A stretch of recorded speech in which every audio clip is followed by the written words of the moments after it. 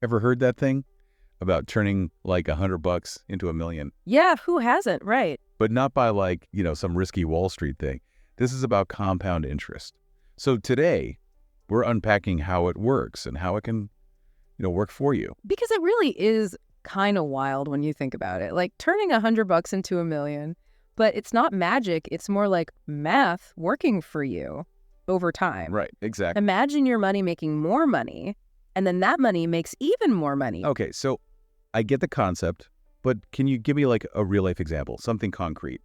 Okay, let's say every month you put aside $100. Okay, doable. Not a crazy amount, but with an 8% annual return, which is, achievable, that could become, get this, over $1 million in 40 years. Wow. Okay. The key is you're earning interest on top of interest, like a snowball effect. So time really is money in this case. I do have to wonder, though, some listeners might be thinking 40 years, retirement feels a lifetime away. I know, right? It feels like forever. But that's exactly why starting young is so important.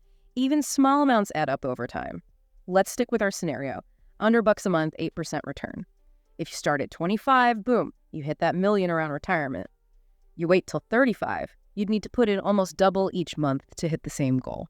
So no procrastinating. Got it. Yeah. But hold on. It's not about like stuffing cash under your mattress, right? You need to actually like invest it. Exactly. You said it. We've talked about index funds, ETFs before, but let's, go a little deeper. Think of an index fund. It's like a pre-built portfolio. Often they'll track something like maybe S&P 500. So you're basically buying a little piece of a ton of companies. Right. So you're not putting all your eggs in one basket. Yeah. Diversification. Okay. And ETFs, they're kind of similar. Totally. You get that same instant diversification, but they're traded on stock exchanges, just like regular old stocks. A really popular one is VOO. It tracks the S&P 500 index. So both of those, they're really good choices if you're playing the long game, which aligns perfectly with how compound interest works. This is all making sense now. So what's the big takeaway for our listeners if they only remember one thing?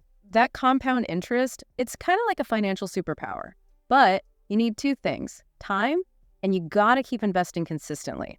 The sooner you start, the more time your money has to multiply. And this isn't about, getting rich quick schemes. It's about investing smart for the long haul and letting your money do the work. Being patient and consistent. Gotcha.